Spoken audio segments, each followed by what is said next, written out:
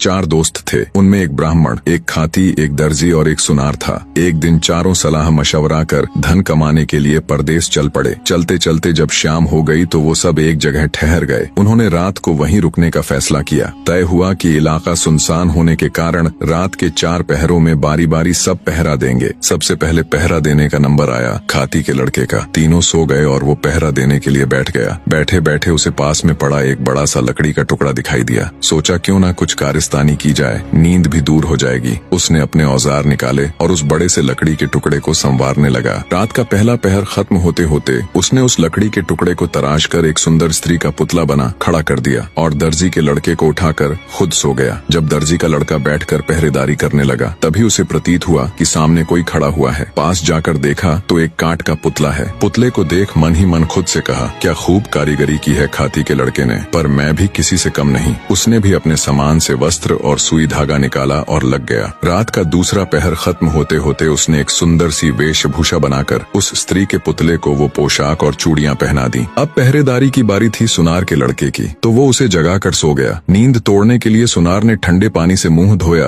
और बैठकर पहरेदारी करने लग गया। तभी उसकी नजर सामने खड़ी स्त्री पर गई तो वो भौंचक्का रह गया। सोचा इतनी रात जंगल में स्त्री कहाँ से आई। उसने उसे आवाज दी पर कोई उत्तर नहीं मिला। जिज्ञासावश उठकर पास गया तो देखा वो कोई स्त्री नहीं बल्कि एक पुतला है। सुनार को समझते देर न लगी कि ये खाती और दर्जी की करामात है। खुद से कहा, मैं भी किसी से कम नहीं। उसने भी अपने औजार निकाले और लग गया। तीसरा पहर खत्म होते होते उसने उस पुतले को सुंदर सुंदर आभूषण बनाकर पहना दिए। अब बारी थी ब्राह्मण के लड़के की, तो सुनार उसको जगाकर सो गया। अब जब ब्राह्मण पहरेदारी करने लगा तो उसकी भी नजर उस पुतले पर गई। वो भी सोच में पड़ गया, इतनी रात को इस जंगल बियाबान में ये नारी कहाँ से आई। वो भी उस स्त्री रूपी पुतले के पास जाकर उसे देखने लगा। सब समझते उसे भी देर न लगी। मन ही मन बोला, वाह क्या खूब कारीगरी की है सबने, लगता है सब मिलकर मेरी परीक्षा लेना चाहते हैं। उसने भी अपना तंत्र मंत्र का सामान निकाला और रात का चौथा पहर खत्म होते होते अपनी तंत्र मंत्र विद्या से उस काठ के पुतले में प्राण डाल दिए। वो काठ का पुतला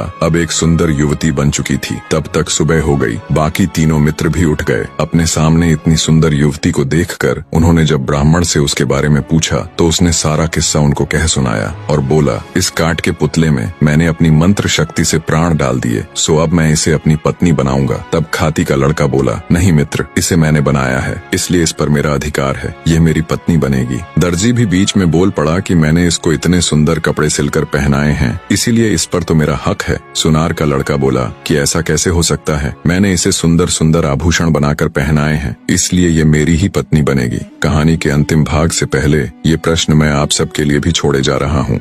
खूबसूरत नारी के लिए चारों पुरुष आपस में झगड़ा करने लगे। इतनी कहानी सुनाने के बाद राजा विक्रमादित्य ने कहा, बताओ भाई रानी, उस स्त्री पर सबसे ज्यादा हक किसका हुआ। ये रानियां बोलते बोली, ब्राह्मण ने उस पुतले में प्राण डाले थे, अर्थात एक तरह से उसने उसे जन्म दिया, इस तरह से तो वह उसका पिता हुआ। तो एक पिता अपनी पुत्री से विवाह करें, इससे बड़ा नीच कर्म और क्या हो सकता है। धर्म के अनुसार कोई भी स्त्री केवल उसी की पत्नी हो सकती है जो उसको चूड़ियां पहनाता है, और पुतली को चूड़ियां दर्जी के लड़के ने पहनाई थी तो धर्मानुसार वो युवती उसी की पत्नी हुई।